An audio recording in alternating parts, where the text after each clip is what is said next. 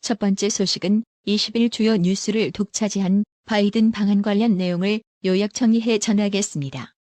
20일 조 바이든 미국 대통령이 방한해 첫 일정으로 윤석열 대통령과 함께 평택 삼성 공장을 시찰했습니다. 양국 정상의 공장 시찰에는 이재용 삼성전자 부회장이 동행했습니다. 이재용 부회장은 25년 전 삼성은 해외 기업으로는 처음으로 미국 내에서 반도체를 생산하게 됐다. 저희에게 이 우정은 매우 소중하며 앞으로도 매우 강력한 관계 이어나가길 바란다고 말했는데요. 특히 이날 이재용 부회장은 대중 앞에서 유창한 영어 실력을 보여 화제가 되기도 했습니다. 좀처럼 보기 힘든 이재용 부회장의 영어 연설 잠시 들어보고 가실게요. Semiconductors are engines of the modern world, driving growth and opportunity for all. This innovation is possible with your devotion. 이재용 부회장의 소개에 맞춰 먼저 연설에 나선 윤석열 대통령은 오늘 바이든 대통령의 평택 캠퍼스 방문은 반도체가 갖는 경제, 안보적 의미는 물론 반도체를 통한 한미 글로벌 포괄적 전략 동맹의 의미를 되새길 수 있는 좋은 기회가 될 것이라고 강조했습니다. 바이든 대통령도 화답에 나섰습니다. 바이든 대통령은 윤석열 대통령의 당선과 취임을 다시 한번 축하드린다며 이번 회담에서 한미 동맹을 한층 끌어올릴 방안을 모색할 것으로 생각한다고 했습니다. 반도체 전략적 동맹과 함께 IPEF에서 한미 동맹을 기반으로 한 한국의 역할을 강조하기도 했습니다. 바이든 대통령은 중요한 것은 우리의 가치를 공유하는 국가들, 한국 같은 국가들과 함께 공급망 회복력을 높이는 것이라며 그래서 우리 전략이 동맹 강화에 초점을 두고 있다. 아시아 첫 순방에서 한국을 방문하게 된 이유라고 말했습니다. 바이든 대통령은 21일에는 첫 일정으로 서울 동작구 국립서울현충원을 찾습니다. 현충원 참배 후 오후 1시 20분경 용산 대통령실로 이동해 방명록에 서명하고 기념 촬영 뒤 대통령실 5층 집무실에서 윤석열 대통령과 한미 정상회담을 갖습니다. 소인수 회담이 끝나면 양국 정상은 짧게 따로 한담도 갖습니다. 대통령실 관계자는 확대 정상회담으로 넘어가기 전 두 정상이 친교 차원에서 5분 정도 가벼운 얘기를 나눌 것이라고 전했습니다.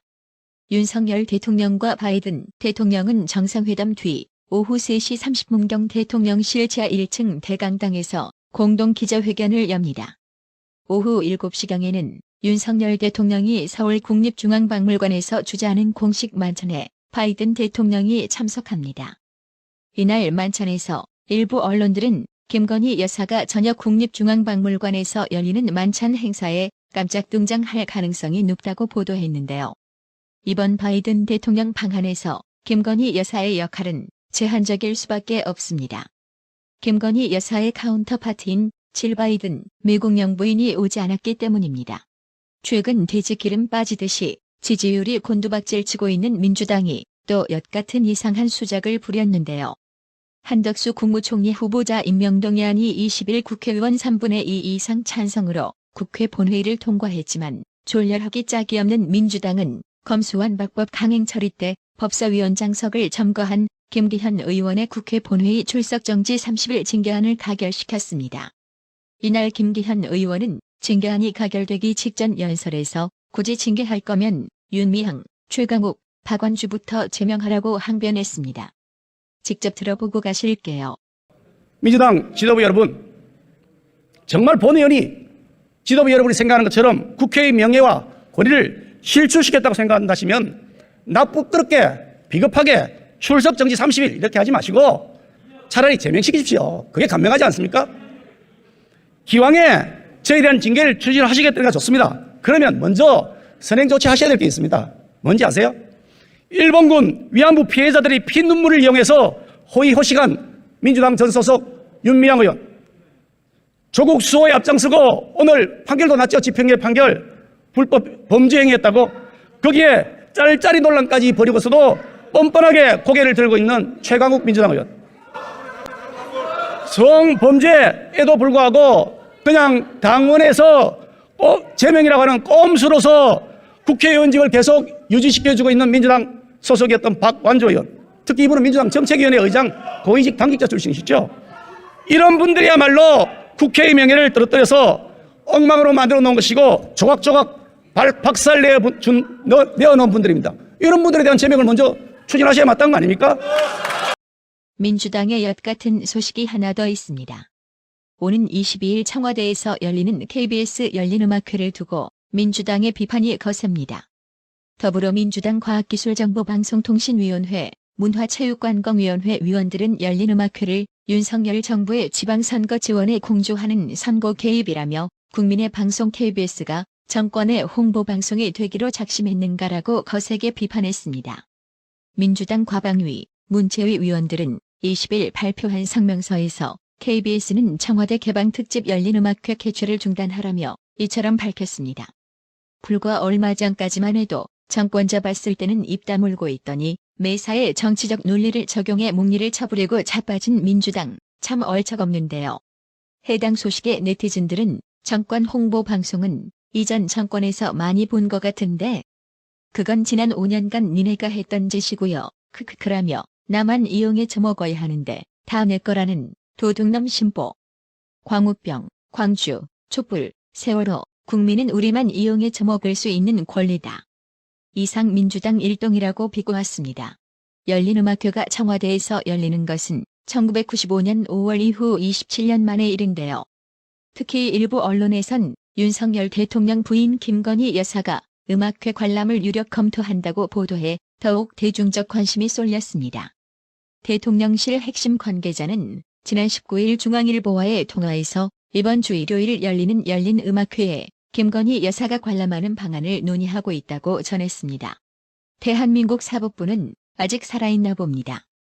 최강욱 의원이 법무법인 청맥 변호사로 일하던 2017년 10월 조국의 아들 에미에게 허위로 인턴 확인서를 발급해줘 대학원 입시 업무를 방해한 혐의로 2020년 1월 불구속 기소됐습니다. 20일 열린 2심 항소심에서 서울중앙지법 형사 항소 5-1부는 1심과 같이 의원직 상실형인 징역 8개월에 집행유예 2년을 선고했습니다. 이에 민주당 의원들의 행동이 아주 기가 막히는데요. 민주당 의원들은 성명을 내고 법원의 판결을 존중한다 하더라도 그것이 의원직까지 이를 만큼의 잘못인지 납득하기 어렵다며 정치 검찰의 공작으로부터 최 의원을 지켜달라고 주장했습니다. 조국 수호에 이어 이재명 수호에 이어 이제 그 3단격으로 최강욱 수호까지 온 겁니다.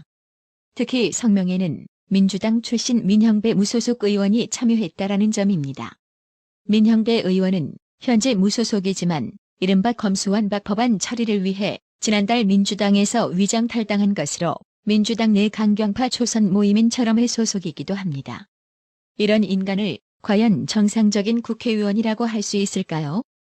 민주당 의원들의 이러한 최강욱 소 행보에 대해 진중권 씨는 조폭보다 더하다고 비판했습니다. 진중권 씨는 21일 페이스북에 너희들은 대통령이고 도지사고 시장이고 장관이고 의원이고 아예 하지를 말아라며 그럼 애초에 지켜줄 일도 없잖아. 괜히 공직을 맡아서 여러 사람 피곤하게 만든다라고 힐난했습니다. 그러면서 하여튼 조폭보다 더하다라고 평가하며 적어도 걔들은 잡히면 군말 없이 감옥에 가잖아. 너희들 덕에 이 나라에선 그것도 미덕이 됐다. 걔들한테 좀 배우라고 비판했습니다. 박영철님, 어려운 형편의 나라의 TV 운영 유지를 위해 구독료 후원해주셔서 감사합니다. 나라의 TV는 구독료 후원으로만 운영 유지되고 있으니 구독자님들의 따뜻한 정성이 필요합니다. 항상 뉴스 전달 방식에 노력하는 나라의 TV가 되겠습니다. 구독 그리고 알람 설정, 뉴스 영상 내용이 좋았다면 좋아요를 클릭해주세요.